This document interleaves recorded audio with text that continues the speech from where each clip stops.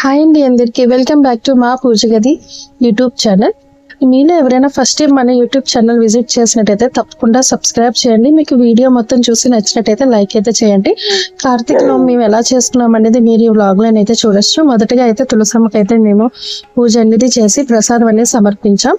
And తర్వాత అయితే పూజ గది అంతా కూడా మేము నీట్గా అది శుభ్రం చేసుకున్నాం. అండ్ మీరు ఇక్కడ చూడొచ్చు దారబంధం దగ్గర దీపాలు పెట్టడానికి అయితే మొత్తం అంతా రెడీ చేస్తున్నాం. మార్నింగే మేము దారబంధాలు అన్ని కడిగి నీట్గా శుభ్రంగా కడిగేసి బొట్లు పసుపు రాసి బొట్లు అవి పెట్టామన్నమాట. సో దీపాలకి అయితే ఒక పువ్వు పెట్టి ఇప్పుడైతే దీపం అనేది వెలిగిస్తున్నాము. సో దీపం అనేది బయట వెలిగించిన తర్వాత నమస్కారం చేసుకున్న తర్వాత నెక్స్ట్ వచ్చేసి మనం పూజ గదిలోని ప్రాసెస్ అనేది స్టార్ట్ చేస్తాం అనమాట. సో ఇది ఏంటంటే కార్తీక నోముకి మనం ఇలా పెట్టుకోవాలి. వరుదుపు అండ్ ఇవన్నీ తీసుకొచ్చి ఇలా పెట్టుకొని అక్కడ చూసారా అరటిపల్లికి నోముతాడు కట్టేసి ఉన్నాయి. మాకైతే 9 పువ్వులు నోముతాడు అనేది మేము కట్టుకుంటామండి. అండ్ చూడండి వరదపుకి అయితే మొత్తం పువ్వులు అవన్నీ పెట్టేసి నీట్ గా అంతా రెడీ చేసుకుంటున్నాము. అండ్ ఇదంతా అయిపోయిన తర్వాత నెక్స్ట్ అయితే పూజ స్టార్ట్ చేస్తుంది దేవుడు వల్ల. అండ్ పూజ అనేది కూడా ఇక్కడ కంప్లీట్ అయిపోతుంది అనమాట. ఇక్కడ పూజ అయిపోయిన తర్వాత నెక్స్ట్ వచ్చేసి మళ్ళీ మనం అక్కడ గౌరీ పరమేశ్వరుల దగ్గరికి వెళ్ళి అక్కడ మళ్ళీ మన దీపం అనేది వెలిగిస్తాం అనమాట. సో మీకు మా వీడియో నచ్చినట్టయితే మీరైతే చిన్న ఫేవర్ చేయండి, జస్ట్ లైక్ అనేది అయితే కొట్టండి మర్చిపోకుండా. మరిన్ని వీడియోస్ మేము ముందుకు తేయడానికి అయితే ట్రై చేస్తుంటాం. సో ఇదనమాట ఫైనల్ గా పూజ అంతా అయిపోయిన తర్వాత దేవుడి ఏదైతే ఇలా ఉన్నదనమాట. నెక్స్ట్ వచ్చేసి మన గౌరీ పరమేశ్వరుల దగ్గరికి వచ్చి అక్కడ బూర్లు ఉన్నాయి చూసారండి, అవి వచ్చేసి పెసలతో చేస్తారు. అంటే ఒక్కొక్కరు ఒక్కొక్కలా చేసుకుంటారని నేను చెప్పాను కదండి.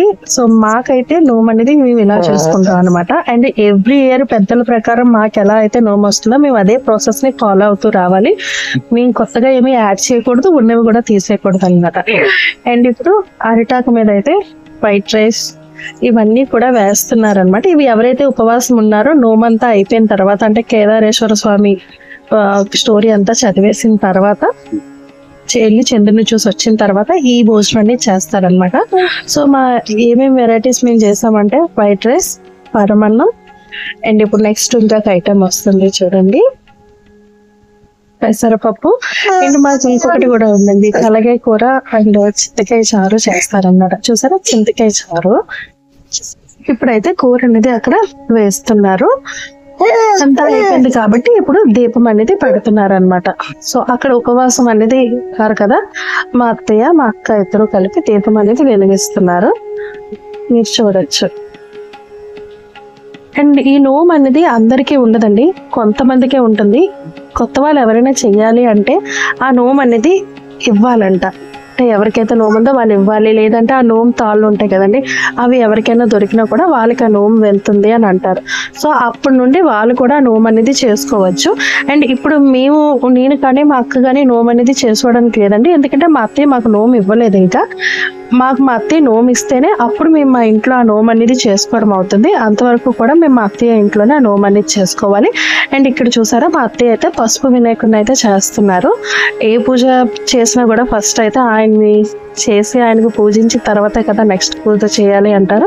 సో అందుకనే మేమైతే పసుపు వినాయకుడిని అయితే చేసి అక్కడైతే పెడుతున్నాము. అండ్ పసుపు వినాయకుడికి ఒక పువ్వు అన్ని పెట్టి పెడుతున్నామండి. అండ్ వినాయకుడికి ఫేవరెట్ బెల్లం కాబట్టి మేము బెల్లం కూడా నైవేద్యం కింద పెట్టి 2 అక్షింతాలు వేసి పూజ అనేది అయితే మేము స్టార్ట్ చేసాం. అండ్ కేదారేశ్వర స్వామి వ్రతం కథ అయితే నేను ఇంకొక బ్లాగ్ చేయడానికి అయితే ట్రై చేస్తాను. అంటే అదొక కథ ఉంటుందండి, అది మొత్తం మీకు నేను చెప్పడానికి అయితే నేను ట్రై చేస్తాను ఇంకొక బ్లాగ్లో. ఇప్పుడు కథ అనేది చదివేసాం కాబట్టి పూజ అనేది అయిపోయింది కాబట్టి కొబ్బరికాయ అనేది కొడుతున్నాం అండ్ ధూపం కూడా వేస్తున్నాం అనమాట.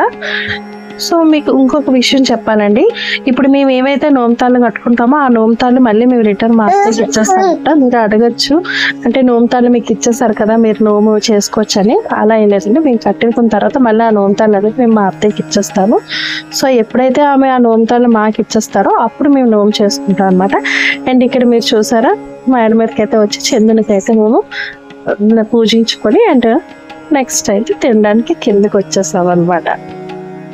సో ఇలా అండి. అండ్ మేము ఏమైతే అక్కడ స్వామి దగ్గర బూర్లు పెట్టామో 9 బూర్లు ఉంటాయి చూడండి మనిషికి ఉపవాసం ఉన్న వాళ్ళకి, ఆ 9 బూర్లు కూడా వైఫ్ అండ్ హస్బెండ్ తినాలి. సో ఇలా అయితే కార్తీక నోము అనేది చేసుకుంటారండి.